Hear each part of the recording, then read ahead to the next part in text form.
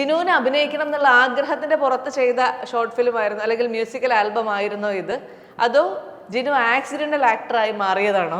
ഇതില് ഞാനല്ല ശരിക്കും അഭിനയിക്കാനായിട്ടിരുന്നത്, വേറൊരു പെൺകുട്ടിയായിരുന്നു. അപ്പം ആ ഒരു ടൈം ആയ സമയത്ത് ആ കുട്ടിക്ക് ഒരു ആക്സിഡന്റ് വന്നാണ്, അത് പിന്നെ നമുക്ക് പറ്റിയില്ല. അപ്പൊ അതിനുശേഷമാണ് നമ്മൾ അതിന് മുന്നേ കോണ്ടാക്ട് ചെയ്തു. പക്ഷെ നമ്മൾ നേരിട്ട് കാണുന്നതും മീറ്റ് ചെയ്യണതും ഒക്കെ ഈ ഒരു ഇഷ്യൂവിന് ശേഷമാണ്. പിന്നെ അത് കഴിഞ്ഞും കുറെ നാൾ കഴിഞ്ഞു, ഒരു എനിക്കൊന്ന് 4-5 months കഴിഞ്ഞു. അപ്പൊ ഇങ്ങനെ ഓരോരോ കാരണങ്ങൾ കൊണ്ട് നമ്മുടെ ആൽബം ഇങ്ങനെ ഡിലേ ആയി പോകുമ്പോഴത്തേക്കും നമ്മുടെ ഉള്ളിൽ ടെൻഷൻ ആയിരുന്നോ, അതോ ഇത് ചെയ്യണോ വേണ്ടയോ എന്നുള്ള ആലോചനയായിരുന്നോ, അതോ സംഭവിക്കുന്നതെല്ലാം നല്ലതിനെന്നായിരുന്നോ? എന്തായിരുന്നു നിങ്ങളുടെ മനസ്സിൽ കൂടെ പോയത്? ഞാനിപ്പോൾ ഇത് ആൽബം ചെയ്യുന്നതിന് മുമ്പ് ഒരു 3-4 എക്സ്പെരിമെന്റൽ ഫിലിംസും ആർട്ട് ഫിലിംസും ചെയ്തിട്ടുണ്ടായിരുന്നു. ആ സമയങ്ങളിലെല്ലാം ഇത്തരത്തിലുള്ള പ്രശ്നങ്ങൾ ഉണ്ടായിട്ടുണ്ട്.